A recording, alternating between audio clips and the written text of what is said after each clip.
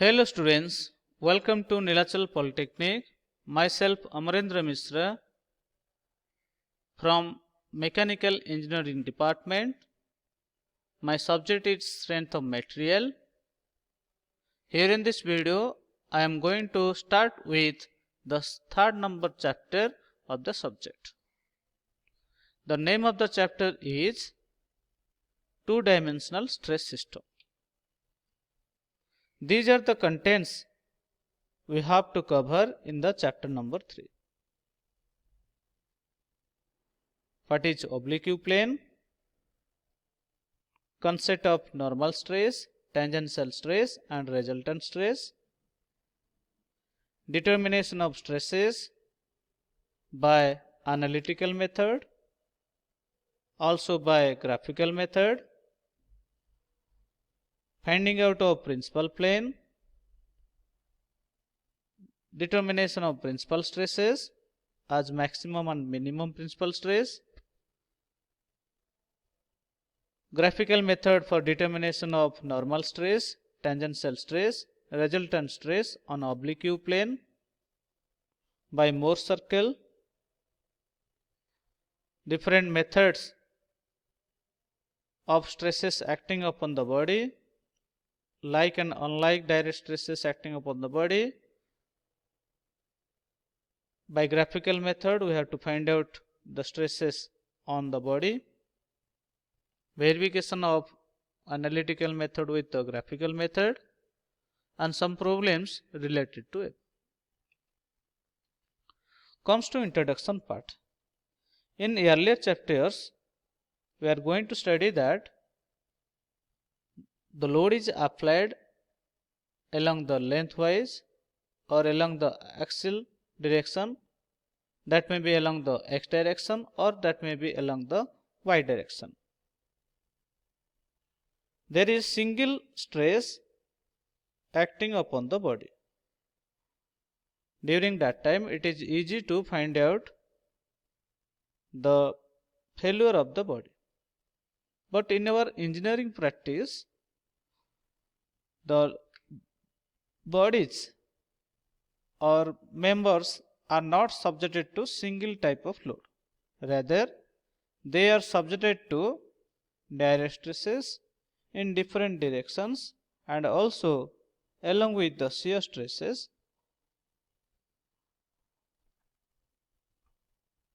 Now, there may be a problem arise.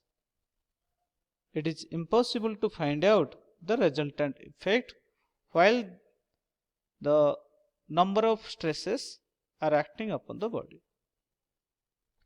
For that reason, we have to convert the total stress acting upon the body along the horizontal direction and along the vertical direction upon an inclined plane.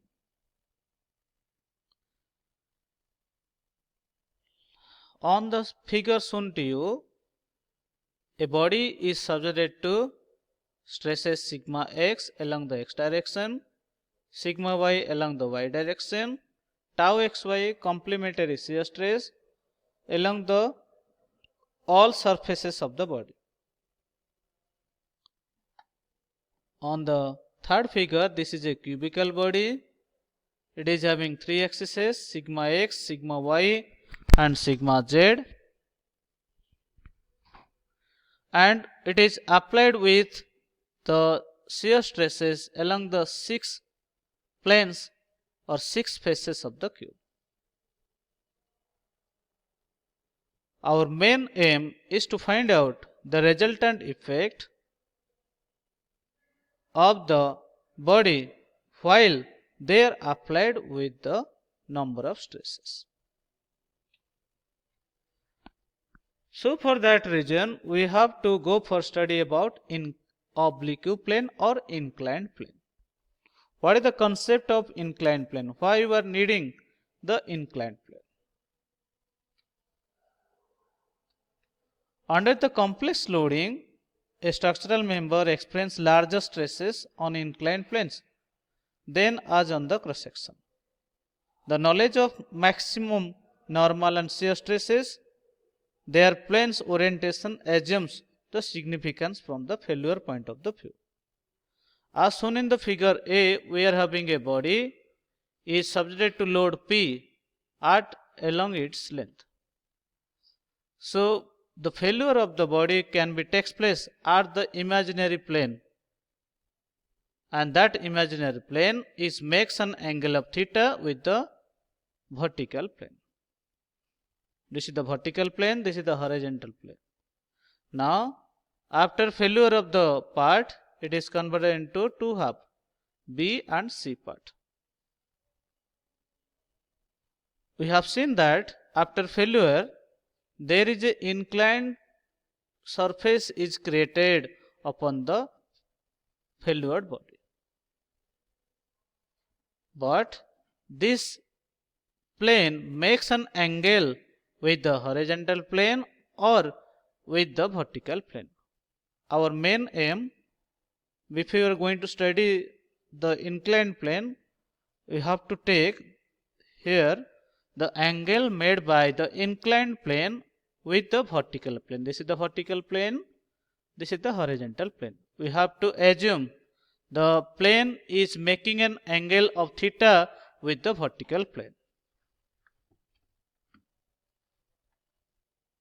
Now if P is applied at an angle theta, then we have seen that there are two effects are there. One is vertical effect, another is your horizontal effect. The horizontal effect is nothing but that is known as your load which is acting tangentially to that of the inclined plane. This is the tangential direction. Another will be a force that is along a normal direction to that of the inclined plane. That is your normal stress. So now there are two types of stresses are acting upon the inclined plane. One is tangential stress, another is your normal stress. Tangential stress is tau, normal stress is known as your sigma n. And the resultant stress will be the angle theta made with the horizontal and vertical component. As shown in the figure, we are having a ABCD. It is applied with the load Px, Py along the x and y respectively. Q are the shear stresses along the four sides of the cube. There is a line ABCD body where AE line suggesting that this is the line which is known as your oblique plane, or that is the plane at which the failure of part may be takes place. What are the parts? The part may be AB, AED and ABCE. Both ABCE part and ADE part both are combined together at this plane, and we can find out that there is a failure takes place. So that plane is nothing but this is the oblique plane. It is making an angle of theta with the vertical line. So theta is your angle of inclination. So here we have seen that what is normal plane, what is oblique plane, difference between normal plane, oblique plane. There is a part, it is rested vertically. These green color arrow marks are known as a load. Due to application of load, the failure may be takes place. The stresses are acting in a normal direction to that of the plane. Hence it is known as a normal plane. Normal plane means the force is at an angle of 90 degree with the plane. But oblique plane means this is the plane which is making an angle either with the horizontal or with the vertical plane of the body. Now we have to find out the different stresses on oblique plane. As we have studied, there are three types of stresses. One is tangential stress tau, normal stress sigma n, and another is a resultant stress sigma r. So we are having different systems of loads on the body. First of all, there is a system that sigma 1, it is a unidirectional load is applied upon the body.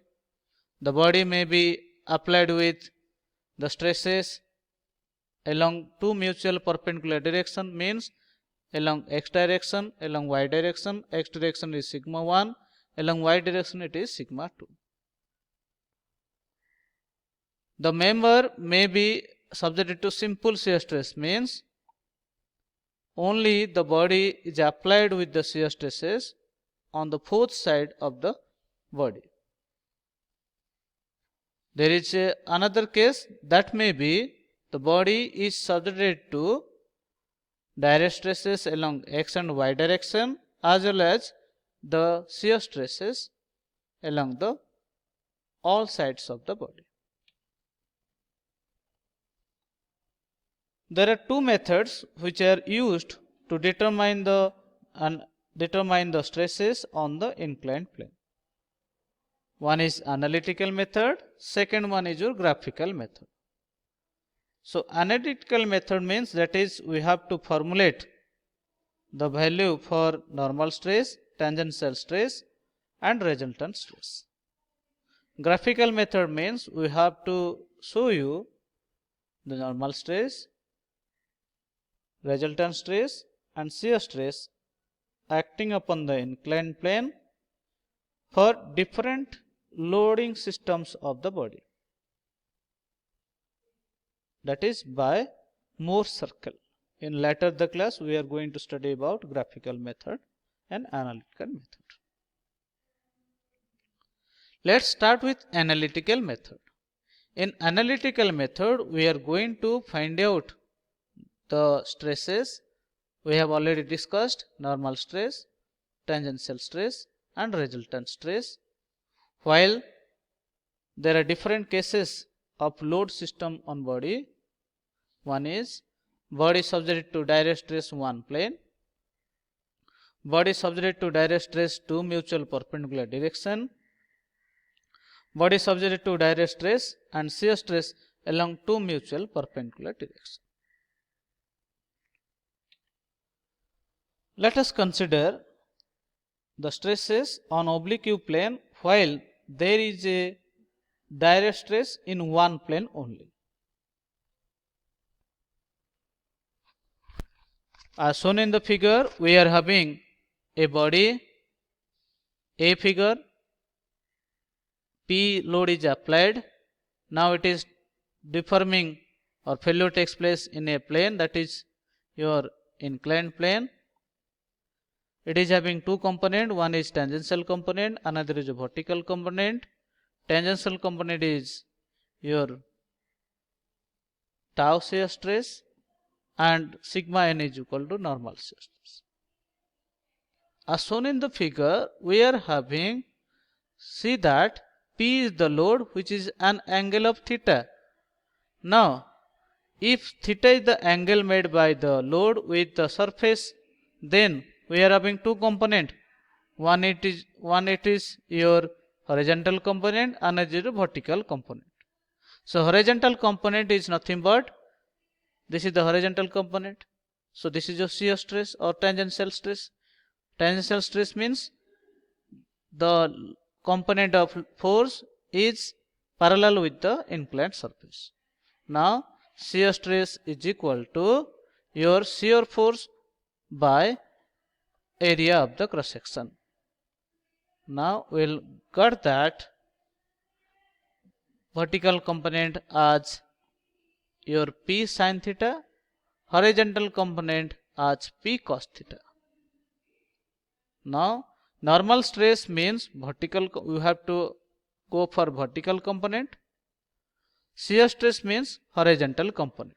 So normal stress F by A0, A theta is equal to F is equal to P cos theta, and we have to go for cos theta value.